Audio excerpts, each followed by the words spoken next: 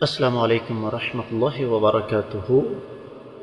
اللہ ملک العلام رب الجلال والاکرام کی پاکیزہ کتاب قرآن مجید 12واں پارہ سورہ مبارکہ کا نام ہود، وہ ہے 44ویں کہ سیلاب کا رک جانا اور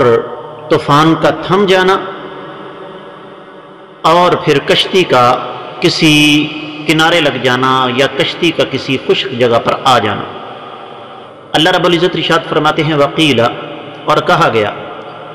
یا اردو اے زمین ابلعی نکل جاؤ ماء کی اپنے پانی کو،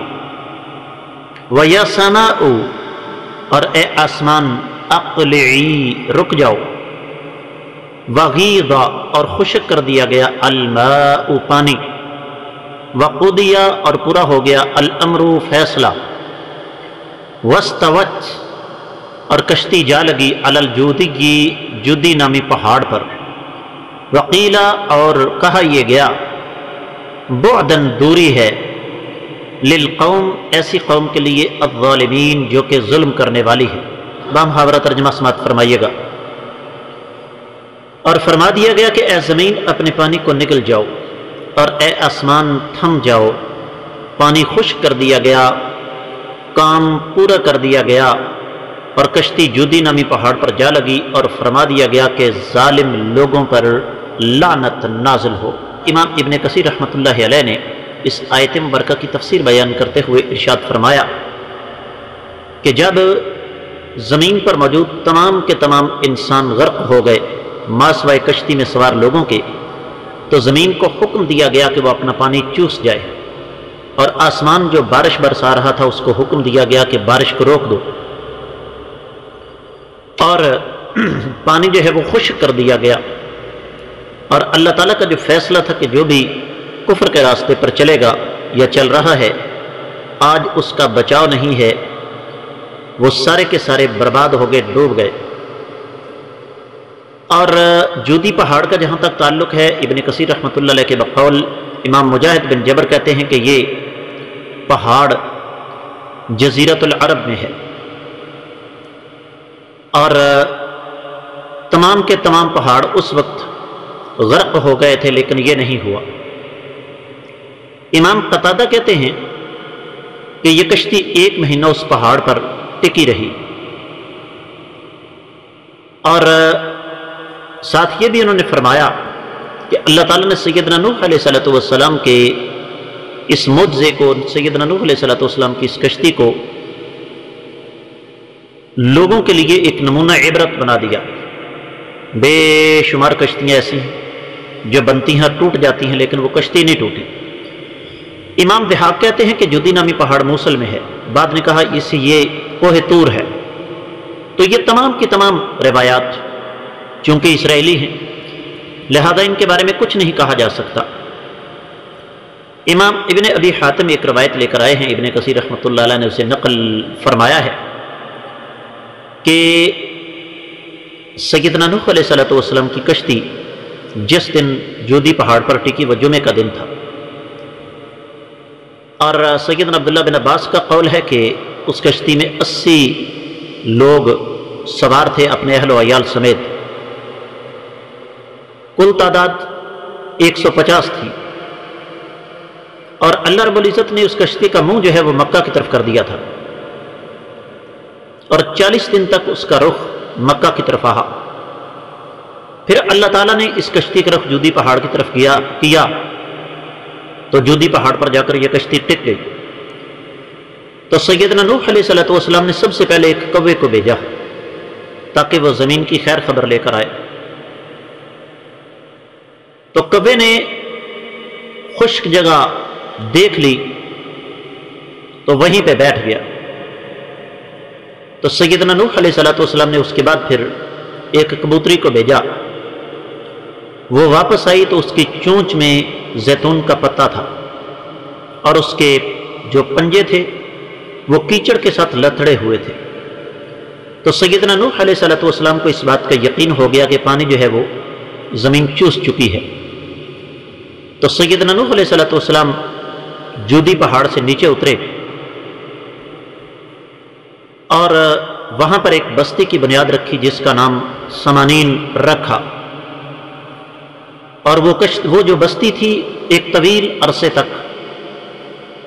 سمانین کے نام سے معروف رہی۔ اسی طریقے سے امام کعب الاحبار فرماتے ہیں، ابن کثیر رحمۃ اللہ علیہ نے قول نقل فرمایا ہے کہ کشتی نے مشرق اور مغرب تک کا سفر کیا، اس کے بعد پھر جودی پہاڑ پر ٹکی،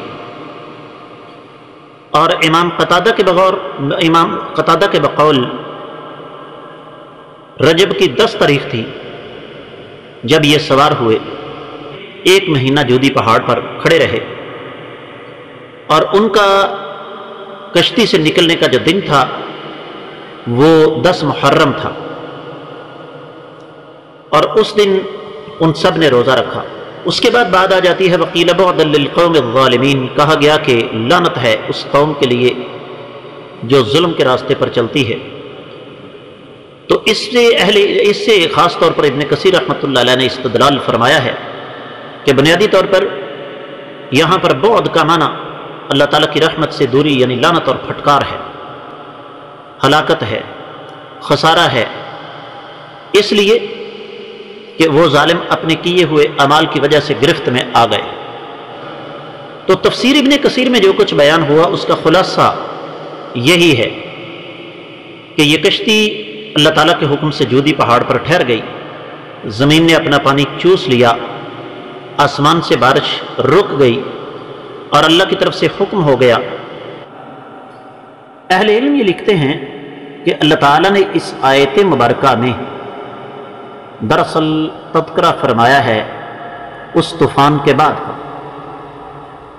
اور یہ جو پہلی بات ہے کہ زمین سے کہا گیا کہ پانی پی جاؤ، اس کا معنی یہ ہے کہ زمین کا زیادہ تر حصہ، اس چیز پر خصوصی طور پر توجہ چاہوں گا آپ کی کہ زمین کا جو زیادہ تر حصہ ہے اس کے اندر یہ صلاحیت موجود ہے کہ وہ پانی کو پی جاتا ہے، زمین پانی کو پی جاتی ہے۔ اور اس مناسبت سے حضور نبی کریم صلی اللہ علیہ وسلم کی ایک حدیث مبارکہ جو صحیح بخاری میں ہے، میں ضرور یہاں ذکر کرنا چاہوں گا،